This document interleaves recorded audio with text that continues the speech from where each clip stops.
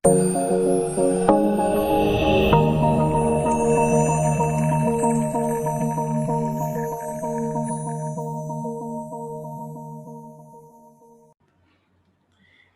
ketemu lagi di channel Belajar Bersama Pak Seno. Nah, kali ini kita akan membahas tentang ukuran penyebaran. Oke, nah kita akan definisikan dulu ukuran penyebaran. Ya, jadi penyebaran itu adalah perserakan data individual terhadap nilai rata-rata. Ya, jadi membandingkan antara data, ya distribusi data dengan nilai rata-rata. Oke, nah kegunaan dari ukuran penyebaran ini ada 3 macam. Yang pertama, ukuran penyebaran dapat digunakan untuk menentukan apakah suatu nilai rata-rata dapat mewakili suatu rangkaian data ataukah tidak. Ya, jadi di sini kita akan membandingkan antara nilai rata-rata ya dengan distribusi data tersebut. Nah, nilai rata-rata tersebut bisa mewakili rangkaian data ataukah tidak. Yang kedua adalah ukuran penyebaran dapat digunakan untuk mengadakan perbandingan variabilitas data. Yang ketiga adalah ukuran penyebaran dapat membantu penggunaan ukuran statistik. Nah, ini adalah kegunaan dari ukuran penyebaran. Nah, di ukuran penyebaran sendiri ada dua, yaitu ada ukuran penyebaran absolut dan ukuran penyebaran relatif. Oke, nah kita akan bahas dulu tentang ukuran penyebaran absolut. Nah, ukuran penyebaran absolut itu adalah membandingkan antara beberapa ukuran penyebaran atau beberapa distribusi data ya dengan populasi yang sama ya. Jadi satuannya sama. Jadi antara misalkan antara kilogram dengan kilogram, rupiah dengan rupiah. Nah, itu kita bisa menggunakan ukuran penyebaran absolut. Nah, di ukuran penyebaran absolut ini ya ada 4 macam yang bisa kita gunakan. Yang pertama adalah range, yang kedua adalah deviasi kuartil, deviasi rata-rata, dan deviasi standar. Oke, nah kali ini kita akan membahas tentang ukuran penyebaran absolut untuk data tidak berkelompok terlebih dahulu. Oke, kita mulai dari range. Nah, range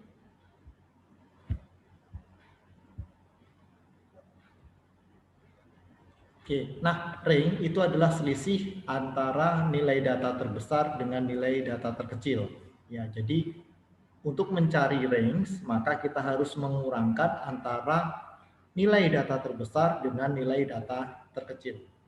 Oke, nah di contohnya ya kita akan memberikan contoh. Di sini kita akan mencontohkan ada 10 karyawan yang dia itu mempunyai skor tes prestasi yang berbeda-beda. Nah, kita disuruh untuk menentukan besarnya range dari skor tes karyawan tersebut. Oke, nah untuk mencari range ya maka kita akan kurangkan antara nilai data terbesar dengan nilai data terkecil. Jadi 94 dikurangi dengan 48, hasilnya adalah 46. Nah, ini cara untuk mencari range ya untuk dari ukuran penyebaran absolut. Oke, kemudian yang kedua adalah deviasi kuartil. Nah, deviasi kuartil itu adalah setengah jarak antara kuartil pertama dengan kuartil ketiga ya. Ya, setengah jarak antara kuartil pertama dengan kuartil ketiga. Ya, jadi untuk menentukan deviasi kuartil atau kuartil deviation, ya maka kita kurangkan antara K3 dikurangi dengan K1 dibagi dengan 2. Oke, kita akan contohkan. Nah, di sini contoh yang tadi ya ada 10 karyawan, ya kita disuruh untuk menentukan deviasi kuartilnya. Nah, langkahnya untuk menentukan deviasi kuartil yang pertama adalah datanya kita urutkan terlebih dahulu, baru kita menentukan letak kuartilnya, baru yang ketiga kita tentukan nilai kuartil dan selanjutnya kita bisa menentukan deviasi kuartilnya. Oke, nah kita urutkan data terlebih dahulu, ya dari data terkecil sampai dengan data terbesar. 48, 50 sampai dengan 94. Nah, ini datanya. Kemudian yang kedua adalah kita tentukan letak kuartil. Ya, karena rumus dari kuartil deviation atau deviasi kuartil tadi adalah K3 dikurangi dengan K1 dibagi 2, ya maka kita akan menentukan nilai kuartil pertama dengan nilai kuartil ketiga. Nah, kita tentukan dulu letak kuartil pertama. Nah, untuk menentukan letak kuartil pertama, maka rumusnya adalah 1 dikali dengan N plus 1 dibagi dengan 4. Oke, nah 1 dikali dengan 10, datanya ada 10. Ya. ditambah dengan 1 dibagi 4 hasilnya adalah 2,75. Nah, di sini untuk menentukan letak kuartil maka harus dibulatkan ya menjadi 3. Ya, karena 2,75 maka kita bulatkan menjadi 3. Oke, kemudian yang kedua adalah kuartil ketiga. Ya, untuk menentukan letak kuartil ketiga rumusnya sama, 3 dikali dengan N plus 1 dibagi dengan 4. 3 dikali dengan 10 ditambah dengan 1 dibagi 4 hasilnya 8,25. Ya, maka kita bulatkan menjadi 8. Untuk selanjutnya yang ketiga adalah kita menentukan nilai kuartil. Kita menentukan kuartil pertama, dia ada di urutan ketiga karena letaknya di 3 tadi. Ya. Nah, di sini ya, letaknya di 3 berarti kita akan menghitung ya datanya 1 2 3. Nah, nilai untuk kuartil pertama berada di urutan ketiga, kebetulan di sini adalah 56, maka nilai kuartil pertama adalah 56. Kemudian kita lanjutkan, kuartil ketiga tadi letaknya ada di 8, ya, jadi kita hitung 1, 2, 3, 4, 5, 6, 7, 8. Nah, di 8 ada 80, maka nilai kuartil ketiganya adalah 80. Nah, untuk menentukan kuartil deviation atau deviasi kuartil, maka kita kurangkan kuartil ketiga dikurangi dengan kuartil pertama dibagi 2. Ya, jadi 80 dikurangi 56 dibagi 2 hasilnya 12. Nah, ini adalah deviasi kuartil atau kuartil deviation. Kemudian yang ketiga adalah deviasi rata-rata atau average deviation. Oke, nah deviasi rata-rata adalah rata-rata dari jumlah selisih mutlak nilai data terhadap nilai rata-ratanya. Nah, di sini ada rumus average deviation sigma X dikurangi dengan X bar dibagi dengan N. Nah, X ini adalah nilai data, kemudian X bar ini adalah nilai rata-rata, kemudian N ini adalah banyaknya data. Nah, di sini ada tanda pagar di sini, ya. Ini maksudnya adalah nilai mutlak. Artinya, apabila X dikurangi dengan X bar ini hasilnya negatif, maka kita anggap positif. Nah, kita akan contohkan. Di sini kita akan menentukan deviasi rata-ratanya. Nah, untuk menentukan deviasi rata-rata, maka kita tentukan dulu nilai tengahnya. Ya, X bar sama dengan sigma X dibagi dengan N. Ya, jadi kita jumlahkan semua datanya. Kita jumlahkan seluruh datanya. Kemudian dibagi N, banyaknya data adalah 10. Ya, jadi 700 dibagi 10 hasilnya 70. Kemudian kita menentukan average deviation. Jadi nilai data tadi kita kurangkan dengan nilai rata-rata.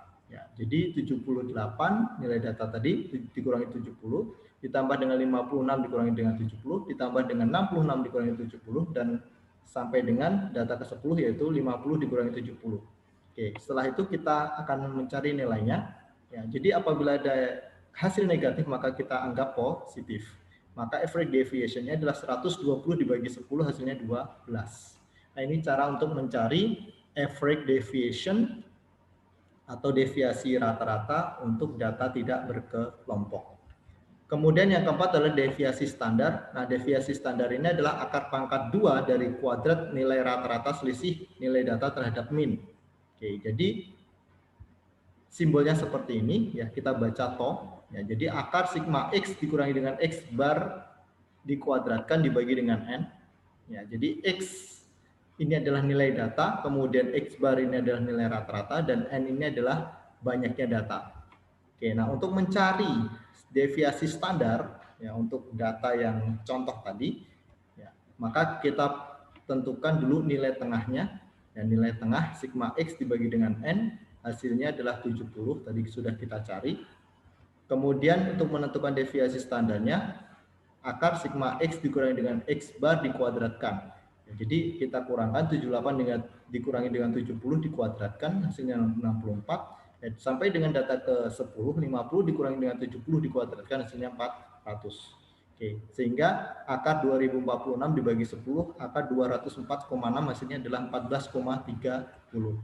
Nah, ini adalah ukuran penyebaran absolut. Kemudian yang kedua adalah ukuran penyebaran relatif. Oke, nah ukuran penyebaran relatif ini adalah membandingkan antara dua atau lebih distribusi data ya dengan satuan yang berbeda. Ya, jadi contohnya misalkan rupiah dengan kilogram misalkan. itu kita bisa menggunakan ukuran penyebaran relatif. Oke, nah di sini untuk menentukan ukuran penyebaran relatif ada koefisien range, koefisien deviasi kuartil, koefisien deviasi rata-rata, dan koefisien deviasi standar. Kita akan coba untuk membahas satu persatu. Kita mulai dari koefisien range. Nah, untuk mencari koefisien range untuk data tidak berkelompok, maka rumusnya adalah large dikurangi dengan small, data terbesar dikurangi dengan data terkecil, dibagi dengan data terbesar ditambah dengan data terkecil. Oke, nah kita akan mencari data tadi, ada tes prestasi 10 karyawan, ya. Jadi kita akan cari large dikurangi dengan small, 94 dikurangi dengan 48 dibagi dengan 94 ditambah dengan 48. 46 dibagi 142 hasilnya adalah 0,32. Nah, ini cara untuk mencari koefisien range. Kemudian yang kedua adalah koefisien deviasi kuartil. Ya. Untuk mencari koefisien deviasi kuartil, rumusnya adalah K3 dikurangi dengan K1 dibagi dengan K3 ditambah dengan K1. Kuartil 3 dikurangi dengan kuartil pertama dibagi dengan kuartil 3 ditambah dengan kuartil pertama.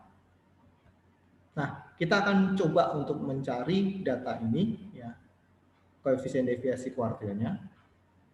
Ya.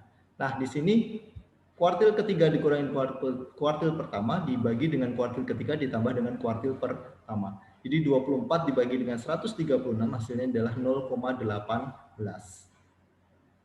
Kemudian yang ketiga adalah koefisien deviasi rata-rata. Nah, untuk mencari koefisien deviasi rata-rata, rumusnya adalah deviasi rata-rata dibagi dengan rata-rata. Contohnya di sini ada 10 karyawan, ya. Kita disuruh untuk menentukan koefisien deviasi rata-rata. Oke. Rumusnya adalah deviasi rata-rata dibagi dengan rata-rata. Nah, nilai deviasi rata-rata tadi sudah kita hitung di ukuran penyebaran absolut. Hasilnya adalah 12 dibagi dengan rata-ratanya ada 70, hasilnya adalah 0,17. Yang terakhir adalah koefisien deviasi standar. Nah, koefisien deviasi standar rumusnya adalah deviasi standar dibagi dengan rata-rata. Nah, data ini sudah kita hitung di depan tadi di ukuran penyebaran absolut. Ya. Jadi deviasi standarnya tadi adalah 14,30 dibagi dengan 70 hasilnya adalah 0,20. Nah, di sini saya mencontohkan hanya satu, ya, hanya satu data. Ya. Sebenarnya ada banyak data, tetapi cara mencarinya sama. Nah, setelah itu bisa dibandingkan antara data pertama dan data kedua. Nah, setelah itu kita bisa tahu, ya, dia ukuran penyebaran tersebut bersifat homogen atau heterogen.